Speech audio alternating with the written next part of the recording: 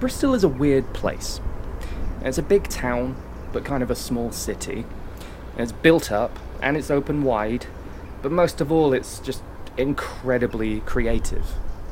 Now, we're a small group of filmmaking students, and we're producing our first ever documentary.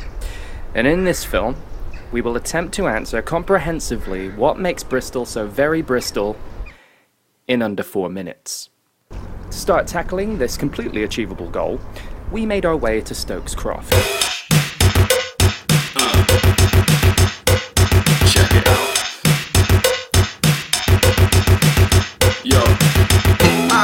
Stokes Croft has a densely passionate and creative community, including the People's Republic of Stokes Croft. On their website, they state that Stokes Croft has been deliberately neglected by the government and that the PRSE are committed to nurturing Stokes Croft's vibrant culture.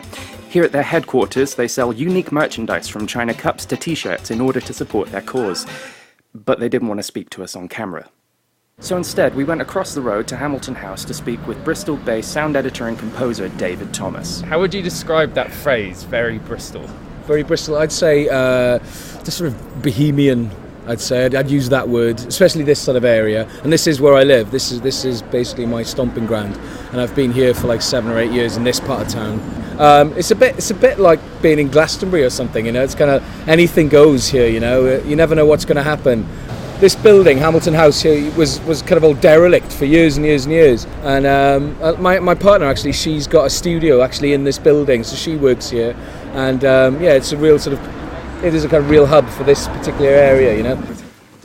In fact, inside Hamilton House, an organisation called Coexist provides studios to a large collection of artists, including puppet maker Karina Bonner. Buildings like these offer people a huge opportunity, and more of them spring up all the time. In here, what's nice is that you get a whole rabble and a mix. There's people who are designing clothes through to people who are designing software, running events and festivals to people who make puppets and costumes. So yeah, it's nice that there's a lot of diversity. I went to teach up in London recently. These guys said to me, "Oh, everybody's just going to Bristol now. That's where we should all be. We didn't realise that Bristol had this and Bristol had that." And it's like, yeah.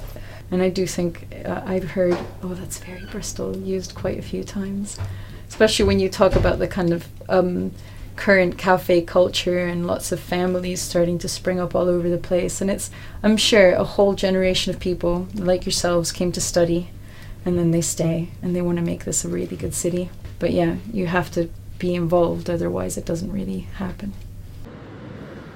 From what we've seen and who we've spoken to in this film as fledgling documentary filmmakers, we can confirm that without a doubt the best way to describe this place is that it's just, well, very Bristol.